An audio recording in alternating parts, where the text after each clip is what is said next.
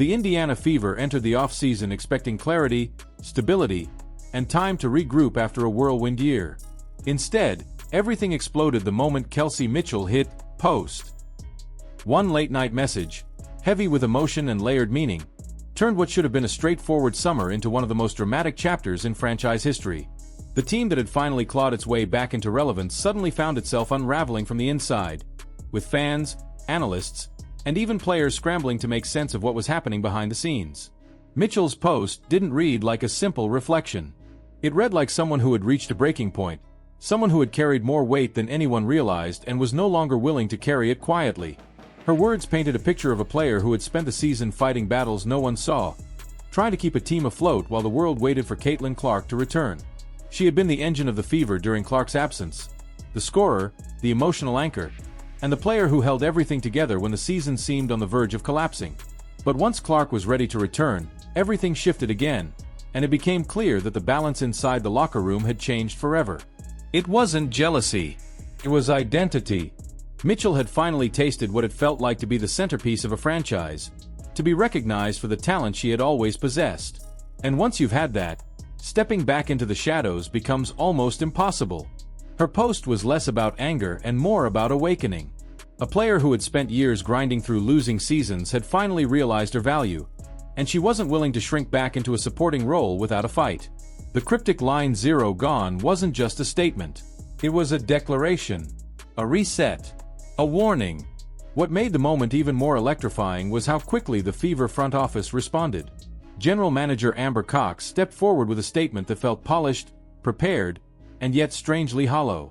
Instead of clarity, her words created confusion. Instead of reassurance, they created distance. Fans who hoped for certainty walked away feeling even more unsettled. Cox's message about controlling the controllables sounded more like an organization preparing for a storm rather than preventing one. She didn't mention Mitchell by name. She didn't deny tension. She didn't promise transparency. It was a professional response delivered during a deeply emotional moment, and it left fans wondering whether the team had already accepted the possibility of losing one of its most important players. As Cox spoke publicly, internal whispers began spreading. Players were confused. Coaches were trying to maintain calm. And behind it all, the locker room's emotional foundation seemed to be shifting. The tension wasn't only about Mitchell's future. It was about what the Fever represented now. For years, the team had been defined by grit, loyalty, and shared struggle. But with Clark's arrival, everything changed. Practices turned into media events. Clark became the focus of every highlight, every interview, every marketing push, even when she wasn't on the court. The franchise's identity shifted from team first to superstar first, and while no one blamed Clark personally, the ripple effects were massive. Mitchell had fought through injuries, endured endless lineup changes, and stood tall through the darkest seasons. But suddenly the player who had built the emotional backbone of the Fever was being pushed aside by the inevitability of a marketing juggernaut. Teammates noticed her withdrawing. She spoke less in interviews. She stayed quieter in team meetings. Not because she resented Clark, but because she understood that the center of gravity had shifted. And in a sport where chemistry means everything, that shift felt seismic. The silence between Mitchell and the front office only amplified the crisis. Cox's statement sounded like the beginning of a breakup, not the repair of one. Meanwhile, fans clung to hopeful signs, replaying Clark's respectful comments about Mitchell, rereading posts from teammates like Sophie Cunningham and Odyssey Sims, looking for clues. But the truth was hiding in plain sight. Mitchell wasn't looking for validation. She was looking for direction. And the Fever hadn't given her any. As the offseason progressed, the stakes grew even higher. Mitchell became an unrestricted free agent, free to walk without restrictions. For the first time in her career, she held complete control over her future. And every team in the league knew it. The Chicago Sky, the Atlanta Dream, the expansion teams preparing for launch, they all saw what she did in Clark's absence. Her scoring outbursts, her leadership, her composure under pressure. They saw a franchise star who had never been treated like one, and they were ready to offer her what Indiana never truly had, a team built around her. Inside the Fever organization, the panic began to show. Every interview from Cox became more cautious. Every non-answer felt heavier.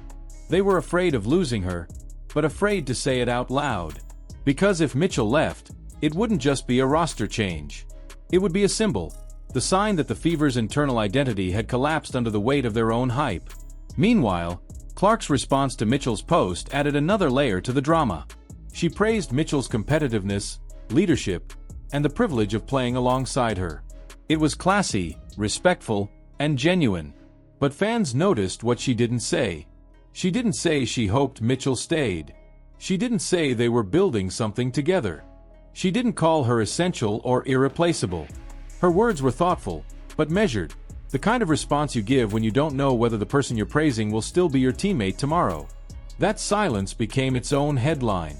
And suddenly, the Fever were facing the truth they had tried to avoid. They had built their new empire around a superstar who deserved every bit of attention she received, but in doing so, they had risked losing the very foundation that held the team together. Mitchell represented heart, soul, and continuity. Clark represented the future, visibility, and opportunity. And the Fever were stuck in the emotional collision between the two. Now the off-season feels less like a restructuring period and more like a countdown. Every passing day without clarity fuels the belief that Mitchell is preparing to walk away. Every vague front office comment reinforces the doubt. Every quiet moment from Mitchell feels like another step toward the exit. Because sometimes the loudest breakup is the one that happens in silence. And now the question looms over Indiana like a storm cloud waiting to break. Will the Fever fight to keep the player who helped rebuild them, or will they allow the weight of their own hype to push her away? The future of the franchise hangs in the balance. And fans can feel it. What do you think?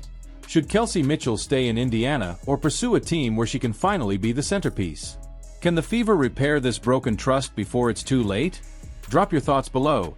And if you love these deep dive breakdowns of WNBA drama and off-season power shifts, make sure to like, subscribe, and turn on notifications so you never miss the next episode.